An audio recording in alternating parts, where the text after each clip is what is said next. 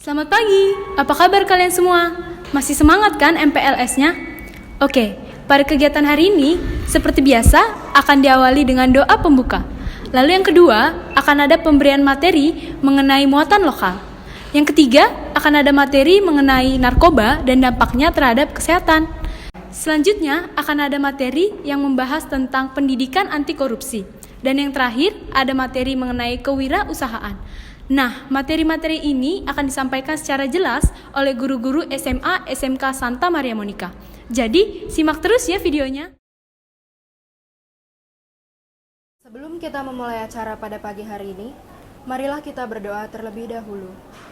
Dalam nama Bapa dan Putra dan Roh Kudus, amin. Selamat pagi Allah Bapa yang bertahta dalam kerajaan surga. Puji dan syukur kami haturkan kepadamu atas penyertaan-Mu dalam acara ini, acara MPLS tahun ajaran 2020-2021 yang diadakan secara langsung. Kami mohon berkat-Mu agar acara ini dapat berjalan lancar dengan baik sesuai dengan kehendak-Mu. Amin. Bapa kami yang ada di surga, dimuliakanlah nama-Mu, datanglah kerajaan-Mu, jadilah kehendak-Mu di atas bumi seperti di dalam surga.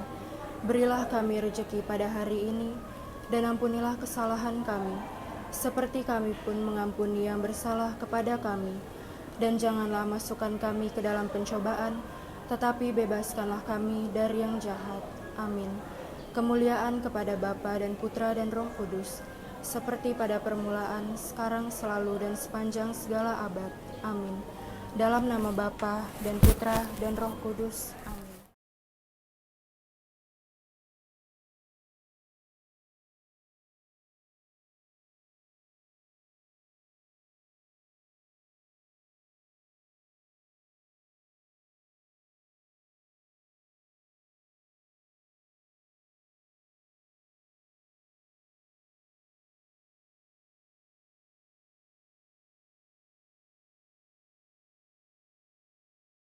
Selamat pagi anak-anakku yang terkasih. Kenalkan saya guru yang paling tua di Santa Maria Monica ini. Ya mungkin yang dari teman-teman saya yang ada, mungkin saya lah yang paling tua. Tapi sampai sekarang saya masih sehat, masih bisa dapat berkomunikasi dengan anak-anakku. Dan pada kesempatan yang baik ini, ya mungkin juga kalian belum mengenal saya, tapi nanti satu waktu kita akan bertatap muka bersama-sama di kelas. Materi yang saya akan sampaikan di sini mengenai muatan lokal. Sedikit tentang muatan lokal, tentang latar belakang muatan lokal. Di sini karena apa kita bicarakan tentang muatan lokal? Karena Indonesia ini, kita yang ada di sini kan kita hidup dari berbagai macam suku, bangsa, ras, agama, dan budaya yang sangat berbeda. Maka dalam mengikuti suatu pendidikan, bagi kalian harus mengetahui apa sih latar belakang pendidikan, sedikit tentang muatan lokal. Tentang muatan lokal. Dan itu yang kita harus ketahui. Karena untuk memperkaya budaya atau kebudayaan bangsa kita, paling tidak kita harus mengetahui tentang materi atau pelajaran tentang muatan lokal. Karena muatan lokal itu juga sudah termasuk atau termuat dalam kurikulum pemerintah. Tapi dia bisa berdiri sendiri karena itu merupakan suatu pelajaran tambahan. Ya, ada beberapa tujuan yang berkaitan dengan muatan lokal seperti harus dapat memberikan pemahaman yang sama tentang pelajaran atau materi yang mau disampaikan. Itu materi apa yang mau disampaikan. Karena dalam salah satu pendidikan, dalam satu lembaga harus ada namanya pelajaran muatan lokal. Muatan lokal kan sebetulnya adalah kegiatan kurikuler atau pengembangan bakat dan kemampuan seseorang sehingga dia akan memperoleh sesuatu kekhususan atau keterampilan yang dimiliki untuk masa depannya selain ilmu-ilmu atau pelajaran-pelajaran lain yang dia pelajari. Saya ambil satu contoh muatan lokal menyangkut dengan kegiatan ekstrakurikuler. Kalau nanti Anda mempunyai bakat atau kemampuan, keterampilan di bidang seni, atau mungkin khusus lagi di seni musik, atau mungkin keterampilan di bidang main musik, piano atau gitar. Nah, itulah yang dikatakan bahwa itu adalah salah satu kegiatan muatan lokal yang harus kita miliki. Karena hidup kita atau masa depan kita tidak bergantung dengan nanti kalau Anda sudah menjadi seorang sarjana, sudah bekerja dengan mengandalkan ijazah, saya kira tidak. Kalau Anda mempunyai keterampilan yang Anda miliki dari sekarang, nah itulah yang dituntut oleh zaman atau masa depan Anda. Saya sendiri banyak pengalaman mengenai bakat atau kemampuan saya. Saya sebetulnya bukan orang musik, saya kan ada mengajar pelajaran agama, tapi karena saya suka musik sampai sekarang saya punya keterampilan untuk di bidang musik, sehingga dalam pelayanan di gereja saya utamakan. Saya tidak sombong, saya utamakan karena itu merupakan ladang saya. Selain saya melayani gereja, dan juga saya bisa memperoleh hasil dari keterampilan yang saya miliki. Itulah salah satu. Itu baru di bidang seni, apalagi di bidang olahraga, apalagi di bidang-bidang lain yang memang Anda harus kuasai. Apalagi dengan kecanggihan zaman ini seperti komputer, Anda harus menguasai semuanya itu. Karena itu sangat membantu. Kalau di kelas saya selalu mengatakan begini, kalian untuk masa depan, untuk besok kalau sudah kerja itu tidak mengandalkan ijazah, tapi Anda boleh mengandalkan keterampilan yang Anda miliki. Nah, itu. Karena pengalaman saya pribadi seperti itu. Kalau saya hanya mengandalkan gaji, tidak terlalu menjamin untuk hidup. Tapi kalau saya mengandalkan tentang apa yang saya punya, yang saya miliki, itu namanya ilmu yang saya miliki. Itu pun semuanya melalui perjuangan yang keras. Sebagai pelajar nanti kalau Anda sudah diterima untuk menjadi siswa-siswi SMA Santa Maria Monica, di sini juga mempunyai aturan tersendiri, mempunyai tata atur atau budaya Santa Maria Monica. Nanti yang belum pernah mengalami, nanti Anda akan mengalami ada beberapa aturan-aturan itu menyangkut dengan karakter kehidupan anak-anak di SMA Santa Maria Monica. Ya, ada beberapa konsep tentang pengembangan diri. Di situ juga harus berkaitan dengan muatan lokal. Muatan lokal juga menyangkut dengan konsep tentang keterkaitan sumber daya alam. Sumber daya alam. Bagaimana kita memperdayakan keadaan alam setempat, atau kita memperdayakan sesuatu atau usaha keterampilan kita itu apa. Saya ambil contoh, saya di rumah dulu saya punya usaha, saya pernah memelihara jangkrik. Itu merupakan satu keterampilan untuk saya. Dan sekarang di rumah saya punya kebun pangan. Sayang di sini saya tidak videokan, saya tidak foto. Memang saya punya kebun pangan di rumah, yaitu mengenai peliharaan lele, lalu ada tanaman-tanaman sawi, kangkung, ada tanaman-tanaman terong, tanaman cabai. Itu yang buat ada aktivitas saya di rumah. Itu jadi setiap hari selain saya hobi untuk main musik, bernyanyi, saya juga mempunyai hobi untuk ya sedikit-sedikit menjadi petani yang mungkin punya potensi sedikit. Nanti kalau besok Bapak sudah pensiun, Bapak akan lebih mempelajari tentang keterampilan bagaimana saya bertani. Tapi untuk musik sampai saya mati pun itu adalah kehidupan saya yang paling akrab sampai saat ini. Itu mengenai sumber daya alam yang saya harus miliki sampai saat ini. Mungkin yang berikutnya berkaitan dengan ya potensi yang lain. Ya, setiap orang pasti mempunyai potensi, punya bakat dan kemampuan, itu yang harus kita kembangkan. Kita tidak diamkan. Karena apa yang diberikan oleh Tuhan kepada kita, itu yang kita harus kembangkan. Sekira sampai di situ aja. Sekian dan terima kasih. mungkin ada kekurangan dan satu waktu kita akan bertemu lagi di kelas. Ya, selamat pagi, shalom semuanya kepada para siswa yang baru memasuki sekolah Santa Maria Monica, terutama di SMA.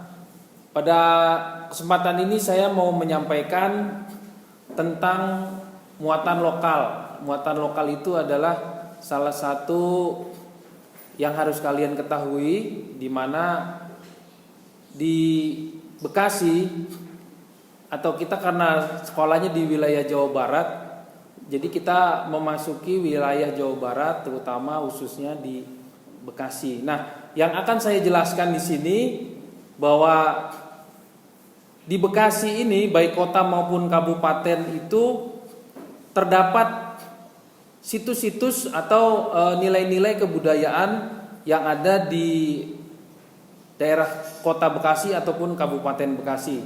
Nah, seperti misalnya kita akan menemukan atau yang patut kalian ketahui bahwa situs-situs bersejarah di Bekasi ini sangat banyak. Nah, seperti contohnya di wisata Kabupaten Bekasi itu ada berbagai macam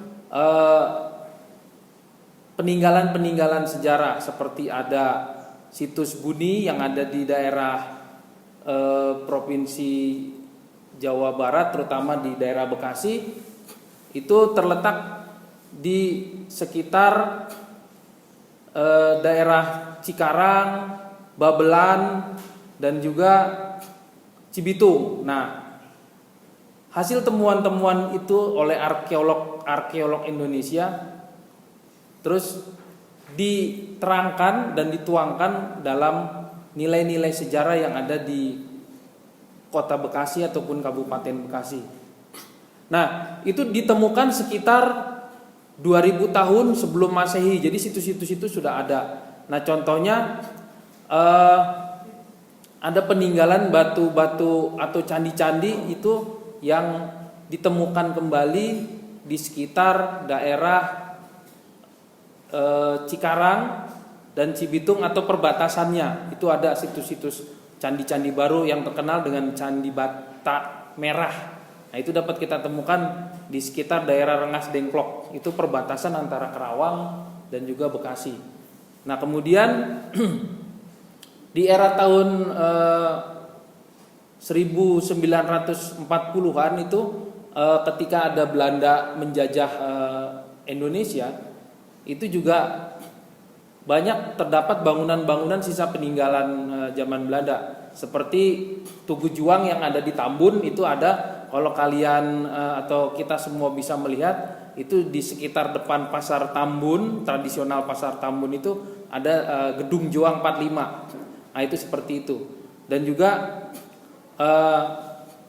di daerah Cibitung ada Rumah Panjang. Nah, itu juga sama peninggalan-peninggalan dari zaman-zaman Belanda. Nah, itu kalian bisa cari di internet di mana letak lokasinya kalau kalian mau lihat. Nah, bisa juga.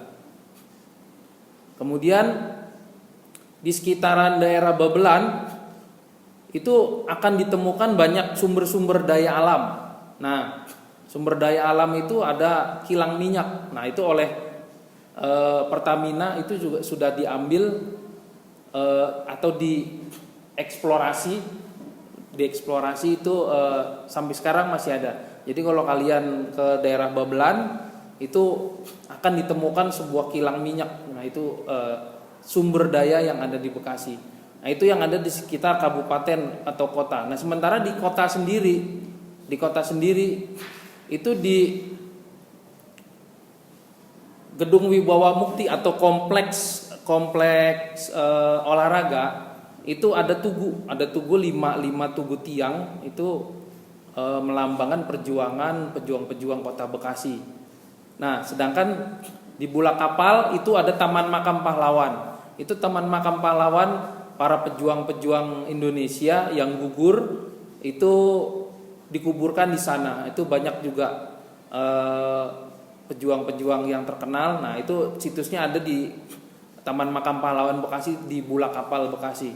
Nah, kemudian juga di daerah proyek Bekasi itu ada sisa-sisa jembatan lama yang dulunya dilalui oleh kereta api, baik itu kereta api yang lokal atau yang umum ataupun juga yang bersifatnya militer. Nah, di situ ada situs atau ada tugu monumen, itu peninggalan tentara Belanda yang gugur oleh pejuang kita. Nah, itu akan kita temukan di daerah Bulan-Bulan Kota Bekasi. Itu akan ada sebuah monumen. Nah, itu kerjasama pemerintah Jepang dan Indonesia, terutama Kota Bekasi. Nah, itu akan kalian temukan. Dan juga banyak situs-situs lain ya, seperti hasil bumi atau hasil kekayaan alam ya. Itu juga ada banyak di daerah-daerah di sekitar Kota Bekasi dan Kabupaten Bekasi. Dan juga ada situ itu seperti danau, itu ada di daerah Tambun, di daerah Grand Wisata, kesana dikit itu ada. Jadi itu jadi objek wisata. Terus juga di Setu Bekasi itu ada Taman Wisata Buaya. Ada Taman Wisata Buaya. Nah, kalau kalian mau mempelajari tentang habitat buaya, habitat gimana cara penangkarannya, gimana cara pelestariannya, itu ada di daerah Setu Bekasi. Nah, juga banyak lagi yang lainnya. Jadi kalau kalian mau mempelajari itu semua, dan juga di daerah Cilincing itu juga ada terdapat situs dulunya, konon kabarnya itu rumahnya jagoan atau pejuang Bekasi yang namanya Si Pitung. Nah, itu ada peninggalan rumah di situ.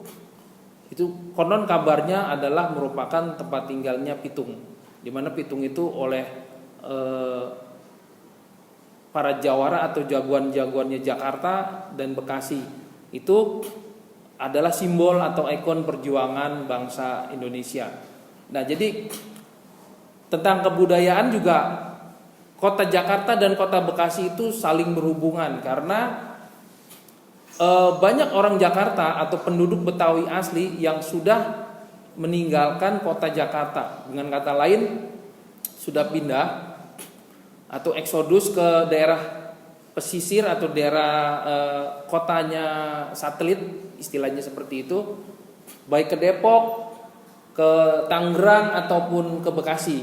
Nah, kita berbicara masalah yang di Bekasi, bahwa karena kita adalah muatan lokalnya itu Bekasi atau Kota Bekasi, baik Kota Bekasi ataupun Kabupaten Bekasi. Nah, di situ kebudayaan Bekasi itu adalah kebudayaan campuran, di mana terdapat budaya Sunda masuk, budaya Jawa masuk, dan juga budaya Betawi sendiri atau penduduk lokal setempat Kota Bekasi. Jadi mereka sudah berasimilasi, sudah berbaur, baik bahasa maupun adat istiadat kebudayaannya itu sudah berasimilasi dan sudah bercampur. Dan juga dari situs-situs yang ditemukan bahwa percampuran kebudayaan antara Arab dan Cina itu juga sudah bercampur di daerah Kota Bekasi, di mana kalau kalian tahu bahwa di proyek itu adalah banyak berkumpulnya etnis Tionghoa. Nah, di situ mereka sudah beranak cucu dari mulai tahun 40 sampai sekarang. Jadi seperti itu. Nah, apabila kalian ingin melihat sendiri situs-situs seperti itu, kalian harus browsing dulu di internet, baik cari di Google ataupun di YouTube ataupun semua situs itu. Nah, kalian bisa melihat seperti itu. Jadinya kalian belajar sendiri, kalian bisa melihat sendiri, dan juga kalian bisa menemukan sendiri. Jadi cukup sekian penjelasan dari saya tentang muatan lokal yang ada di Bekasi, baik itu kebudayaan, sumber daya alamnya, ataupun situs-situs pariwisatanya. Ya, seperti itu saja penjelasan dari saya. Kiranya penjelasan saya ini dan pengetahuan yang setelah saya sampaikan ini dapat bermanfaat buat kita semua, dan khususnya buat generasi muda. Kalian Jangan melupakan sejarah, jangan melupakan masa lalu sejarah bangsa Indonesia, karena di mana kalian tinggal, di mana kalian berada, disitulah kalian harus tahu apa sejarahnya, apa latar belakang kota-kota tempat kita tinggal itu terjadi. Jadi kalian harus tahu sejarah, dan mungkin guru-guru sejarah kalian nanti juga akan menjelaskannya seperti itu. Ya, cukup sekian dari saya. Terima kasih. Kiranya penjelasan saya ini bermanfaat buat kita semua. Salam. Halo anak-anak, calon peserta didik baru SMA SMK Santa Maria Monica. Kenalkan ya, saya Bu Susi, mengajar di SMA dan SMK Santa Maria Monica di sini. Itu ngajarnya nanti di IPA kalau untuk SMA. Di SMK juga Ibu ngajar ya. PR buat kalian. Nah, Ibu ngajarnya apa? Mungkin dari yang SMP sini udah tahu kali ya, tapi nggak tahu juga sih. Oke, hari ini kalian materinya adalah tentang narkoba. Ada yang tahu narkoba? Pastinya udah ada yang tahu dong ya. Narkoba itu sebenarnya adalah singkatan dari, ayo siapa yang tahu? Narkotika, terus psikotropika, terus dan bahan aditif berbahaya lainnya. Oke, nah sebenarnya kalian tahu nggak sih narkotika itu apa? Narkotika itu sebenarnya adalah zat yang bisa mengurangi rasa sakit. Ini biasanya digunakan di bagian kedokteran. Kalian pernah nggak kalau mama kalian itu misalnya mengeluh sakit kepala atau rasa nyeri, kemudian minum obat. Terus setelah minum obat itu nanti wah enak nih, rasa sakitnya hilang. Nah itu sebenarnya dia sudah mengandung narkotika ya. Jadi itu biasanya digunakan untuk menghilangkan rasa nyeri. Oke ya, paham ya. Kemudian psikotropika. Apa itu psikotropika? Itu bahan yang bisa membuat atau mempengaruhi perilaku atau mental seseorang. Misalnya kalian bisa menjadi malas ya, atau bisa tiba-tiba marah-marah gitu ya, nggak tahu alasan apa marah-marah. Itu adalah disebabkan oleh psikotropika. Kemudian bahan aditif. Nah ini dia bahan aditif. Bahan aditif ini yang menyebabkan terjadinya kecanduan. Contohnya apa? Siapa yang tahu? Ayo, siapa yang tahu? Kecanduan itu misalnya contohnya adalah alkohol. Ya, sebenarnya yang alkohol ini termasuk golong bahan aditif karena dia membuat orang kecanduan. Nah untuk kalian tahu itu sebenarnya sasaran dari narkoba itu adalah usia-usia pelajar seperti kalian, yaitu dari usia 11 tahun sampai 24 tahun. Kalian bayangin kalau misalnya di lingkungan sekolah kita ya, nanti kalian tiba-tiba didatangin orang, dia bawa sesuatu sama kalian. Misalnya dikasih permen, Dek ini ada permen enak loh, ini ada coklat enak loh, kira-kira mau nggak terima begitu? Orangnya kita nggak kenal loh, mau nggak terima yang begitu? Nah untuk yang seperti ini kalian jangan pernah mau menerima dari orang yang belum pernah kita kenal ya. Mau dikasih dalam bentuk permen atau dalam bentuk coklat, itu sekarang itu motifnya seperti itu.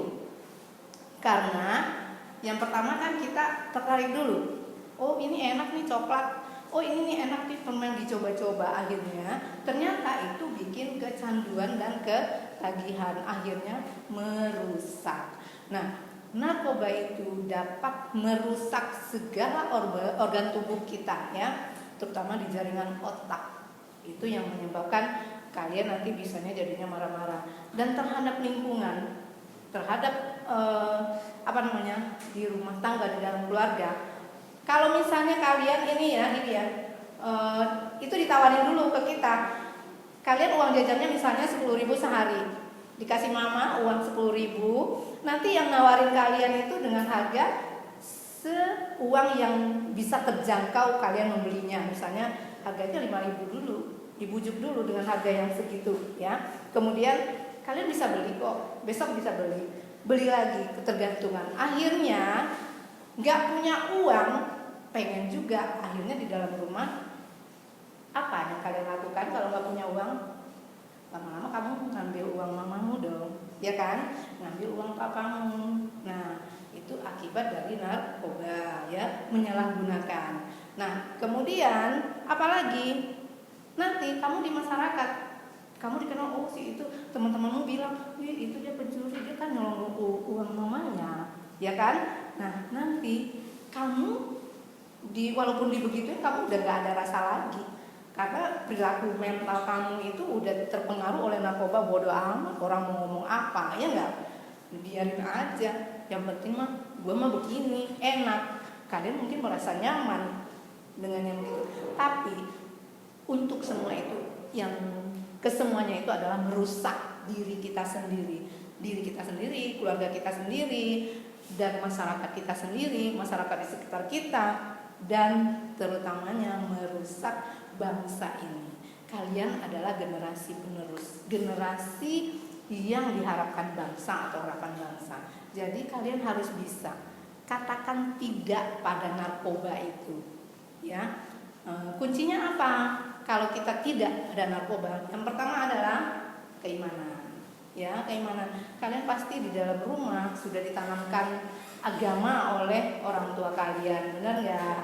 Kemudian yang kedua, carilah teman yang baik atau lingkungan sekitar kita itu yang baik. Jangan mudah terpengaruh, ya, dan tidak boleh pernah coba-coba. Dan semoga dengan ini kita bisa mempertahankan diri kita, terhindar dari segala bahaya narkoba, terutama anak-anak yang di usia kalian, supaya bisa menjaga diri karena masa depanmu masih panjang, masih jauh ke depan, ya. Punya cita-cita kan? Cita-citanya pasti ya yang baik. Dan kalau misalnya orang tuamu sekarang itu sudah ada yang jadi dokter, harusnya kan kamu, misalnya orang tuamu jadi dokter umum, kamu nanti minimal ya jadi spesialis apa, misalnya spesialis kandungan atau spesialis apa.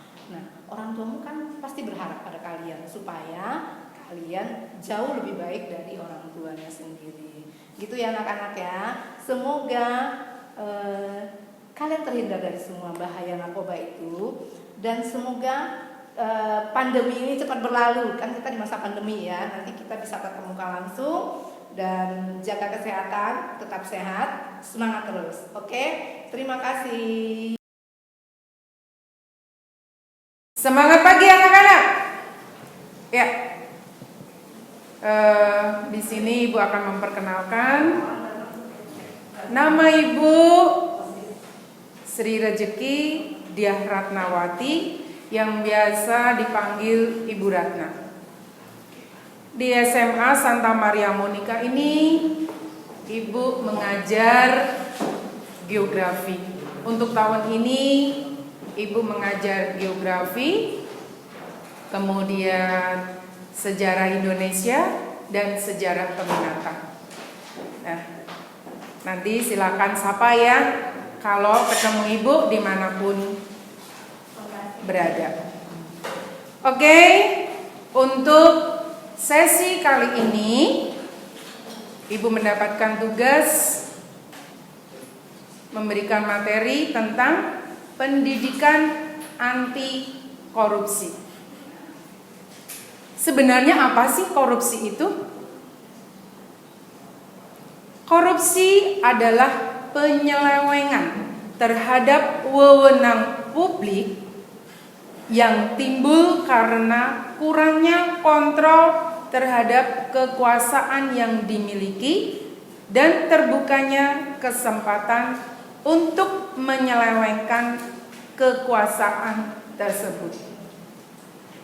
Nah, intinya seperti ini. Korupsi itu bisa dilakukan oleh siapa saja karena ada kesempatan. Dan biasanya juga yang memiliki kewenangan. Bisa dilakukan oleh kepala daerah, menteri. Apakah kalian bisa melakukan korupsi? Pasti bisa. Meskipun kategorinya korupsi bermacam-macam. Ya. Siapa yang tahu contoh-contoh dari korupsi? Contoh korupsi itu adanya penyuapan yang sering disebut dengan, kalian kenal dengan KKN. Kolusi, korupsi, nepotisme. Kemudian ada juga yang pengambilan uang perusahaan atau negara. Mungkin seorang pejabat menyelewengkan uang negara yang harusnya disalurkan untuk kepentingan rakyat, tapi masuk ke kantong sendiri. Berikutnya juga contoh dari korupsi adalah mengambil keuntungan dari penarikan uang kegiatan. Nah, ini biasanya bisa dilakukan oleh para siswa, peserta didik. Ya, masa-masa kalian seperti ini. Ada surat edaran dari sekolah yang menarik uang kegiatan. Misalnya nih, 100, surat edaran tidak dikasih ke orang tua, bilangnya 150. Sudah korupsi tidak? Ya, seperti itu contohnya. Kemudian kalian juga bisa menyontek. Nah, menyontek itu adalah salah satu dari contoh korupsi. Ada penyelewengan. Itu harusnya ulangan harian, kemudian ada ulangan kenaikan kelas, itu kan harus murni kemampuan kalian masing-masing. Tapi kalau kalian menyontek, apakah itu bisa digolongkan dengan korupsi? Pasti bisa, karena bukan murni punya kemampuan kalian pribadi. Nah, terus tokoh-tokohnya, kalian kenal tokoh-tokoh koruptor Indonesia, dari yang kelas kecil sampai yang kelas kakap, pasti kalian kenal. Siapa yang tidak kenal dengan Gayus Tambunan? Yang baru viral akhir-akhir ini adalah Djoko Condro. Meskipun kasusnya sudah bisa dikatakan lama, ya, tapi diangkat kembali Djoko Condro. Kemudian Setnov. Siapa Setnov? Setio Novanto, yang dahinya segede bakpao ketabrak tiang listrik. Kemudian Nasarudin, bendahara dari partai politik, ya. Nah, sebenarnya apa sih sanksi-sanksinya bila seseorang melakukan tindakan korupsi? Sanksinya itu bermacam-macam. Bisa secara pidana, bisa secara perdata. Maksudnya apa? Perdata, jadi penyitaan barang-barang yang diduga hasil dari korupsi atau aset-aset yang dimiliki. Demikian juga secara pidana, koruptor bisa dipenjara sesuai dengan hasil keputusan pengadilan. Sebenarnya yang paling sangat mengerikan adalah penilaian dari masyarakat. Ya. Koruptor, sebenarnya sudah menjadi sampah masyarakat.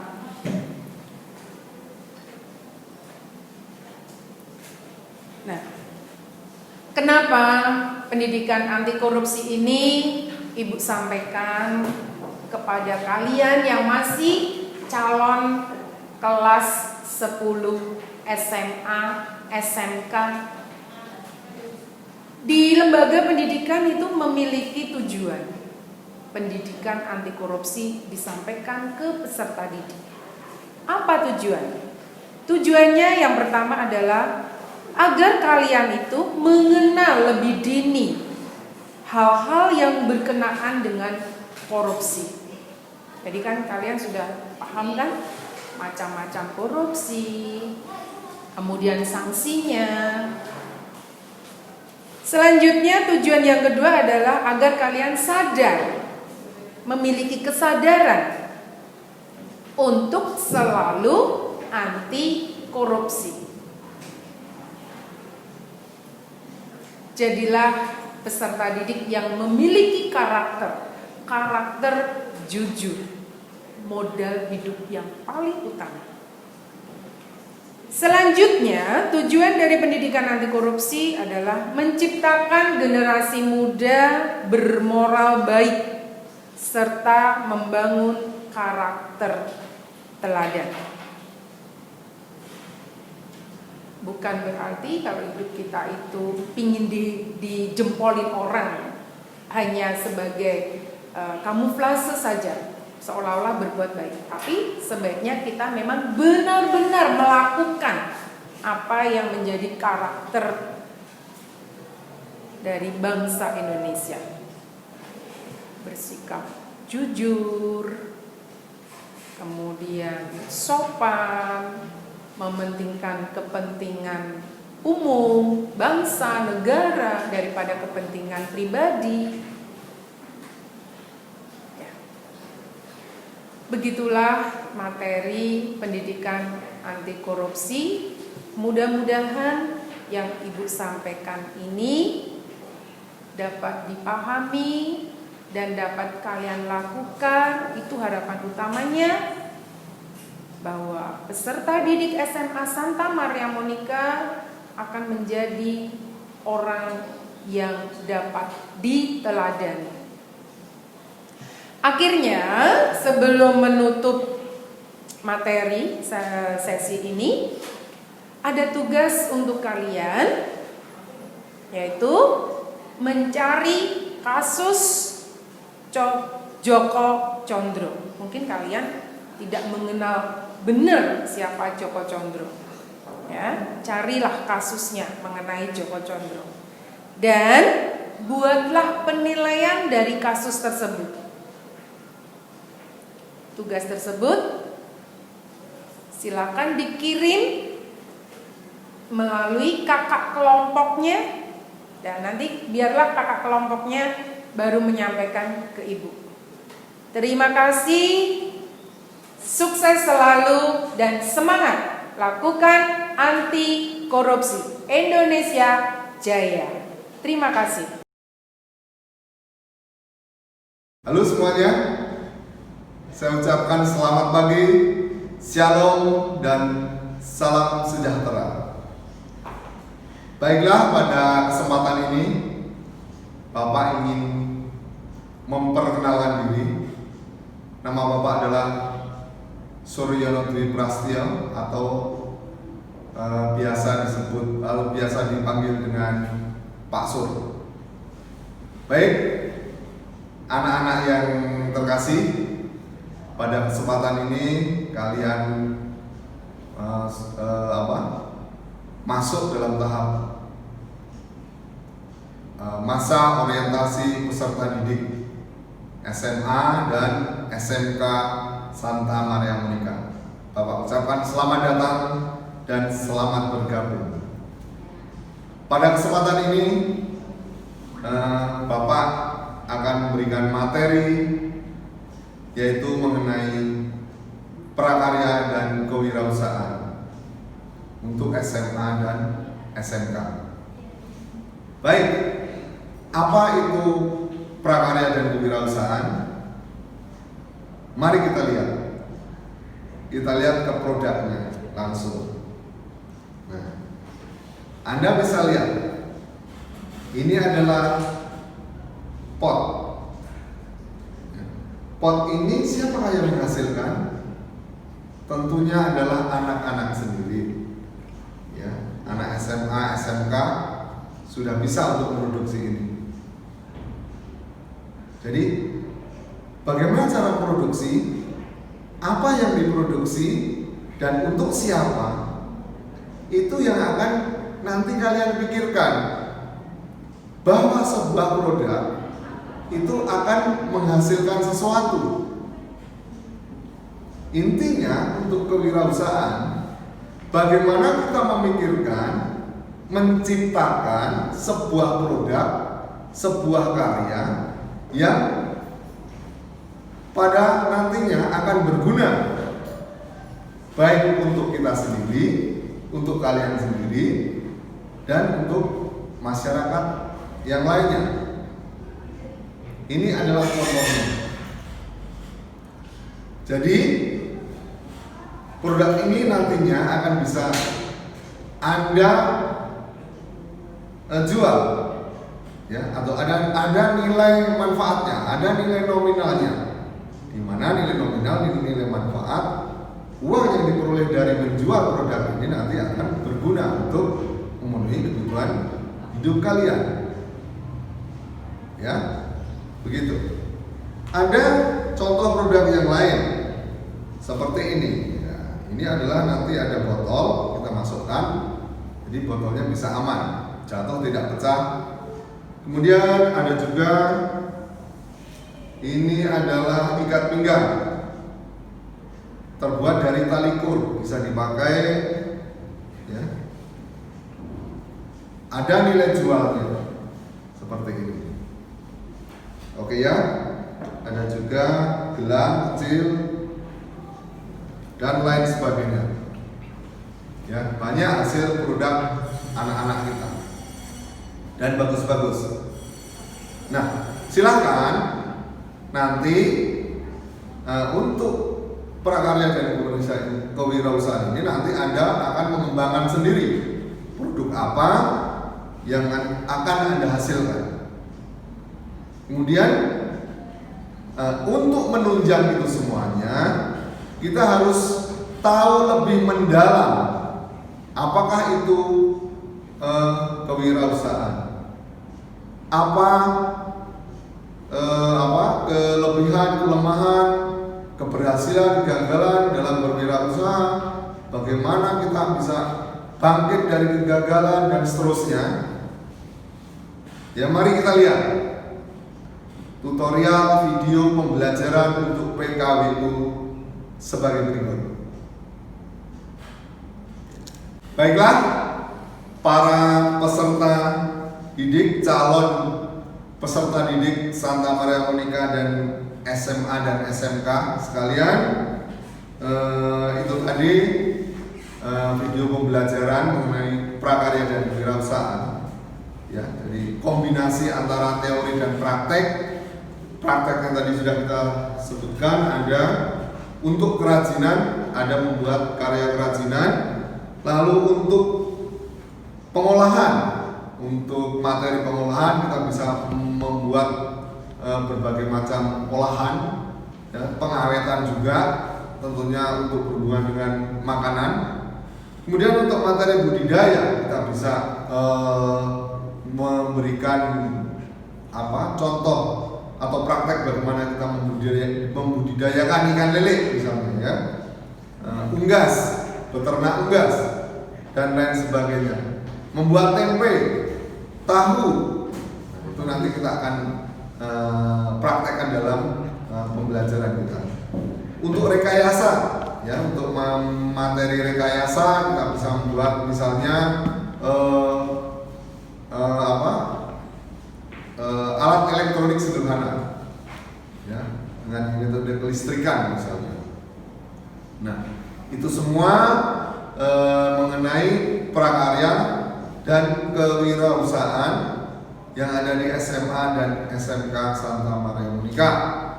Nah, kita akan bertemu lagi nanti pada pembelajaran.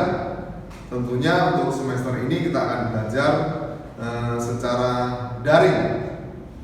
Secara daring, prakteknya juga nanti Anda bisa praktek di rumah, lalu kita mendampingi secara daring. Baik,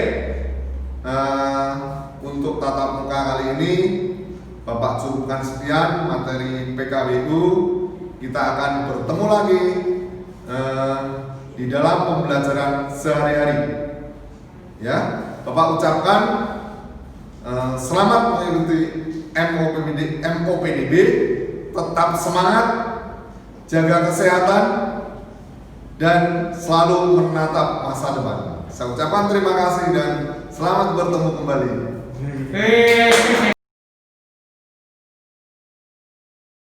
Untuk mengakhiri acara pada hari ini, marilah kita berdoa. Dalam nama Bapa dan Putra dan Roh Kudus. Amin. Allah Bapa yang bertahta dalam kerajaan surga, puji dan syukur kami haturkan kepadamu karena Engkau telah menyertai acara ini dari awal hingga akhir. Kami berterima kasih kepadamu karena Engkau telah menyertai dan mengutus Roh Kudus-Mu sehingga acara ini berjalan dengan baik sesuai dengan kehendak-Mu. Amin. Bapa kami yang ada di surga, dimuliakanlah nama-Mu, datanglah kerajaan-Mu, jadilah kehendak-Mu, di atas bumi seperti di dalam surga. Berilah kami rejeki pada hari ini, dan ampunilah kesalahan kami, seperti kami pun mengampuni yang bersalah kepada kami. Dan janganlah masukkan kami ke dalam pencobaan, tetapi bebaskanlah kami dari yang jahat. Amin. Kemuliaan kepada Bapa dan Putra dan Roh Kudus, seperti pada permulaan, sekarang, selalu, dan sepanjang segala abad. Amin. Dalam nama Bapa dan Putra dan Roh Kudus. Bagaimana teman-teman? Keren kan videonya? Sampai bertemu di hari berikutnya ya. Dadah!